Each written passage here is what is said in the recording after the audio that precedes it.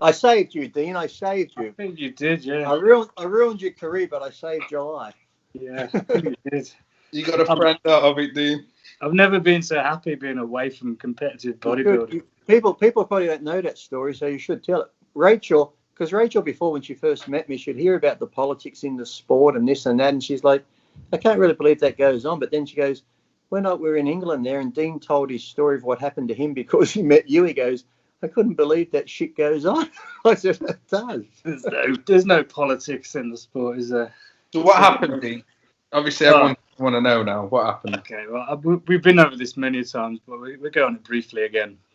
Basically, I was competing for 14 years and 10 years in a row, winning the British Championship a fair few times. If you win the British, you get an invite back to the final. So I never had to qualify.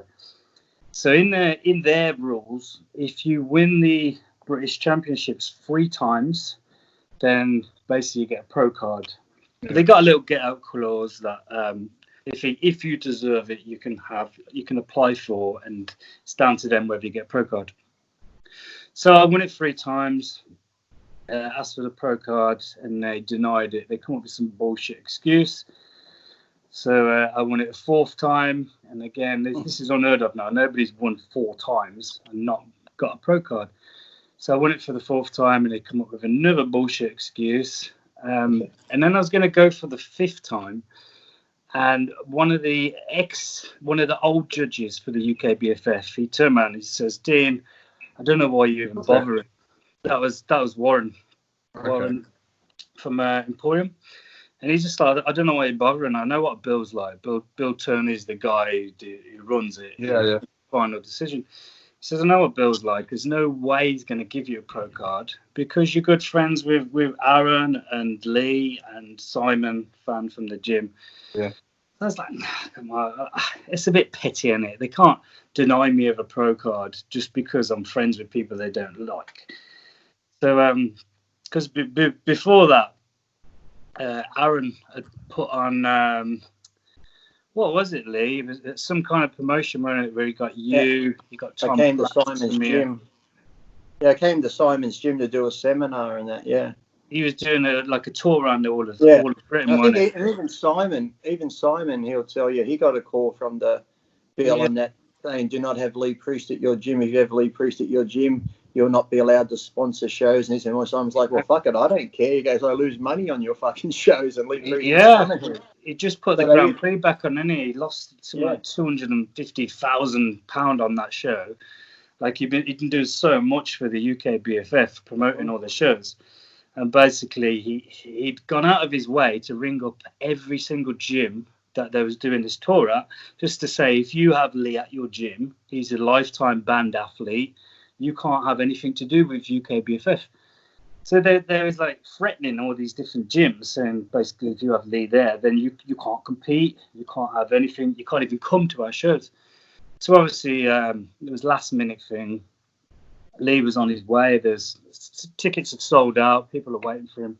And Bill rings Simon up saying basically, he's like, oh, I heard a little rumor that you haven't Lee Priest at the gym. So I was like, well, yeah, but there's no rumor. It's been advertised all over the internet for the last few months. And he's like, oh, wow, you do know that Lee's a lifetime band member. But, what's that got to do with anything? This is my gym, my business, and I've sold the tickets. I'm not going to turn people away. And he just basically said, well, if you have him there, then you can no longer have anything to do with UK BFF. So Simon said, okay, see you later. Fuck yeah. Lee came. It was a brilliant day, weren't it? And that's pretty much the first time I met you. And because of that time then, I'd always trained at Simon's gym and represented his gym, and good friends with Aaron and meeting Lee, getting to know them all. They just kind of fucking blacklisted me from all the shows and that. Even if I was winning, they'd mark me down. Happy, wasn't it when we went for dinner after that, and that you put the photo up online of you at dinner with me? You got the phone call about remove that photo. Basically, yeah. So that was when I was going for the 5th one, and that judge said you got no chance. So I thought they're not going to be that petty, are they? So a lot of people are saying, like, you're not going to get the pro card because of this. Okay, let's put it to the test. Let's really see.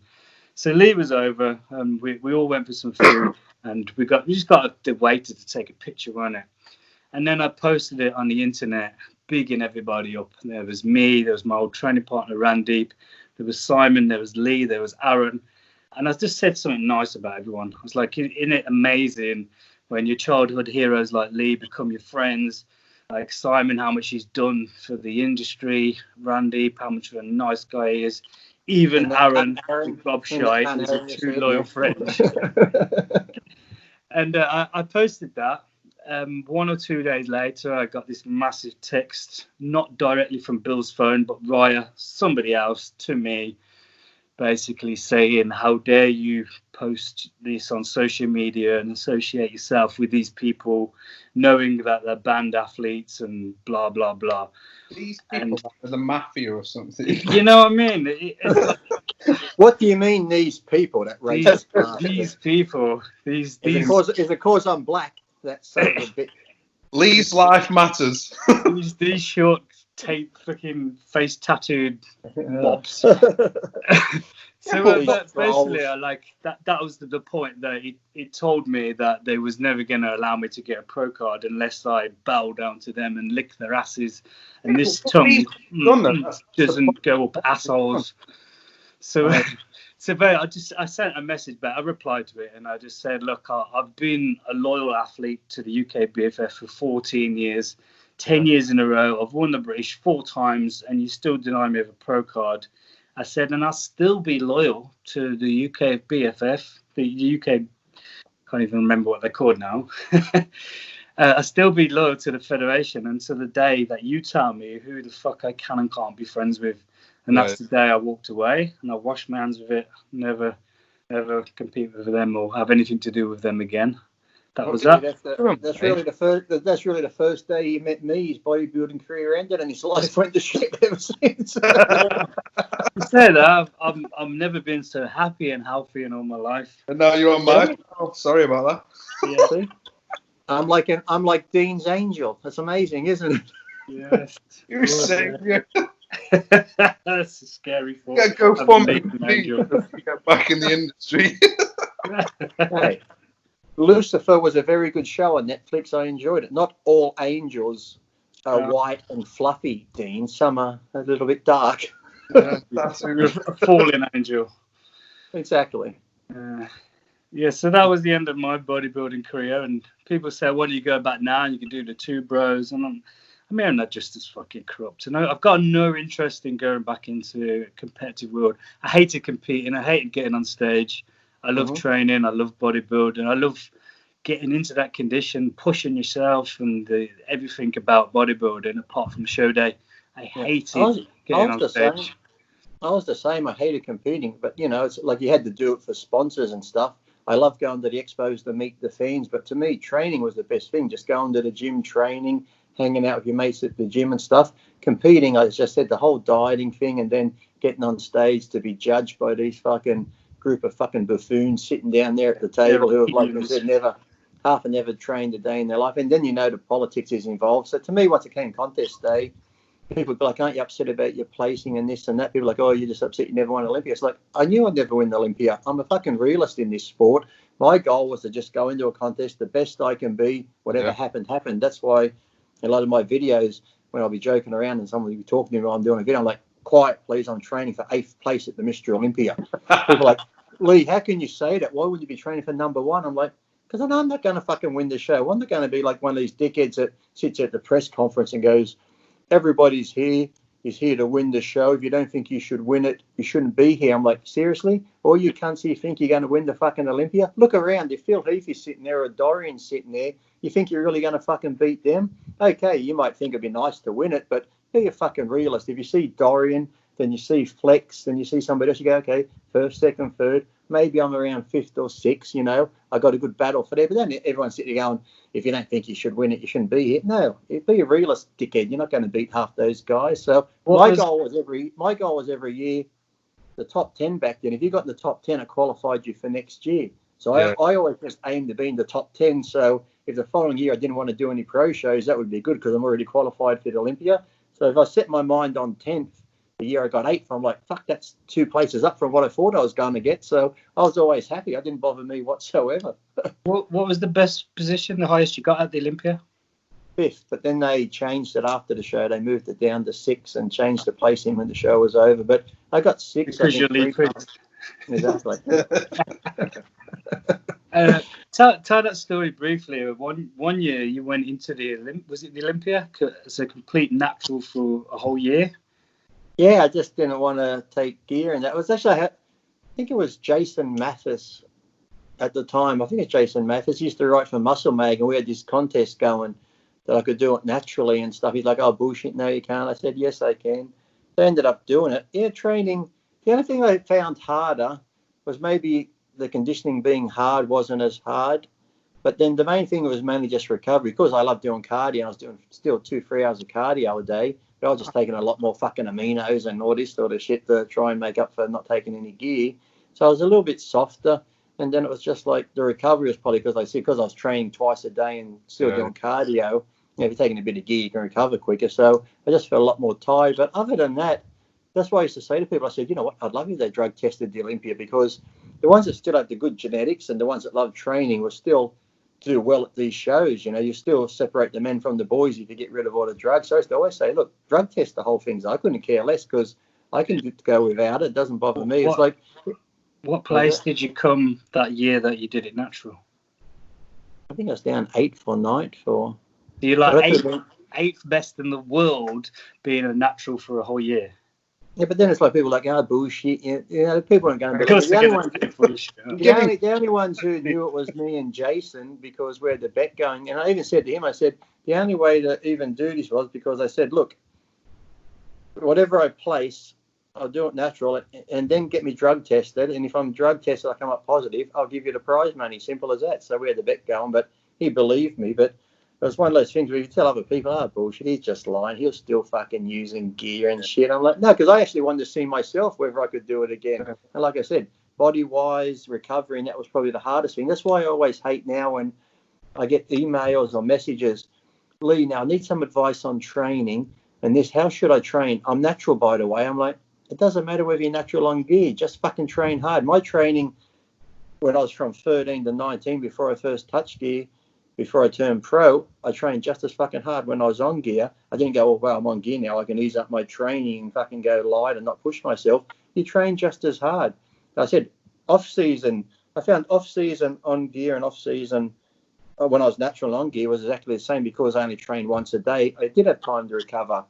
When I was getting ready for a show, it was a little bit harder because, like I said, I'm doing 3 hours of cardio, training twice a day to recover is hard then. But if you're natural off gear in the off-season or on gear, there's no difference in how style of training and shit like that. It's just people just use that as an excuse. Well, I'm off gear right now, so I'm not really. Yeah, they just get lazy. They stop training so hard. They stop eating, and then they get smaller because of their diet and their training. Oh yeah. And it's well, I've told the story before about this one guy at the gym as a young kid. He kept asking me about he wants to put size on, and he wanted to go on gear and kept hounding me and hounding me. I said, look, you don't need it. But this guy, when you look at him, he trained probably 3 times a week. His big meal would be like, Subway. I had a foot-long Subway sandwich and this. And so he didn't really have consistent meals. He might one day had 3 meals, next day 2 meals, next day whatever. So he was very inconsistent. Friday to Sunday, one of those kids go out and party. So it's like, I want to go on gear. So I got sick of it. I said, okay, I'll get you some Dianabol. So I gave him these pills. I said, just take 1 or 2 a day. In 4 weeks, I said, here's a training program. So now he's gone from 3 times a week, he's training 5 days a week. He's gone from eating meals here and there to eating at least 5-6 meals a day. So in like almost 3 to 4 weeks, his body weight's gone up. Great. His strength's gone up. He can't believe, like, wow, I'm getting stronger. I'm looking better, blah, blah, blah. He goes, those tabs are really working. So I went up to the gym. I said, before you swallow them, I said, chew them. And he goes, fuck, they're sweet. I just gave him little sugar pills. Yeah, it was the gear. It was the gear. Yeah, but in his mind, he thought he was taking Dianabol. I said, the only thing that's changed here is your fucking eating and your consistency. This is just to prove that if you are consistent with your eating and training and shit, you can still do good and make results. That's why I hate young kids now when they go to a gym. Before they've even done any foundation work for at least 4 or 5 years, they're on gear from day one. It's like, you don't even know how far you could have gone naturally before you've used the gear. You want to try and go as far as you can. Gear as well. Yeah. Huge stacks, and there's Trembolone, and there's Nat 50s, and there's all these combinations of really. Well, I couldn't believe when I was in England, some of the young kids there range from some of the seminars I did with Aaron from 2 grams a test a week to 5 grams a test. I'm like, where the fuck do you put that amount of gear? And I've always told people the highest I ever went on test was 800, and I felt shit.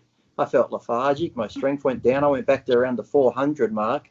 If it was like Cypionate, if I use SUS 250, I take 2 mil a week, which is 500. That's if it's 250 per mil. So maybe it might have been, 450 a week I was taking. But yeah, I've always just used small amounts. Deca was like 200 to 300 mils a week. And people always be like, I'm more like 2 fucking bottles. I'm like, if I took 2 fucking bottles, I'll tell you I took 2 fucking bottles. I don't give a shit. It's like, I'm trying to tell you that you can make these gains. I used to talk to Tom Platts, and he'll tell me what he used back in the day, and Arnold and them.